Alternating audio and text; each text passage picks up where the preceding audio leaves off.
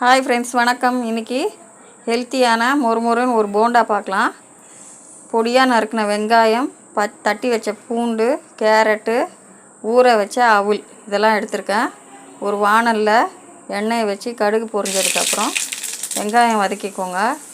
அது வதங்கினதுக்கப்புறம் பூண்டு போட்டு வதக்கிக்கோங்க.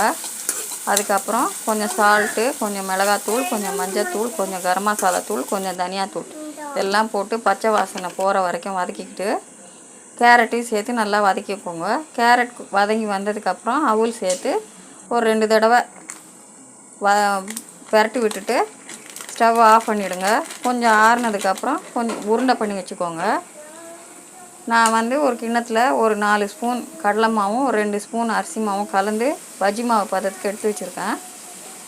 இந்த அவுல் கலவையை நம்ம உருண்டை பண்ணி வச்சுருக்கோம் இல்லையா, அந்த உருண்டையை பஜ்ஜி மாவு பதத்தில் வச்சுருக்கிற அந்த மாவில் முக்கி எண்ணெய் காஞ்சதுக்கப்புறம் எண்ணெயில் போட்டு பொரிச்சு எடுங்க. சூப்பராக இருக்கும். இது காஃபி டீயோடு சாப்பிடும்போது நல்லாயிருக்கும். இது மற்ற எதுவும் உடம்புக்கு கேடு இல்லாமல் அவுலில் செஞ்சது, வீட்லேயே செஞ்சது, அதனால் டேஸ்ட்டாக நல்லாயிருக்கும். இந்த வீடியோ பிடிச்சிருக்கோம் நம்புகிறேன். நீங்களும் இது மாதிரி செஞ்சு பார்த்துட்டு எனக்கு கமெண்ட்டில் சொல்லுங்கள். நான் ஒவ்வொன்றும் யோசித்து தான், அதுவும் எங்கள் வீட்டில் பேர பசங்க இருக்காங்கன்றதுனால யோசித்து தான் செய்வேன். நீங்களும் செஞ்சு பார்த்துட்டு எனக்கு கமெண்ட்டில் சொல்லுங்கள். தேங்க்யூ ஃபார் வாட்சிங். Have a nice day.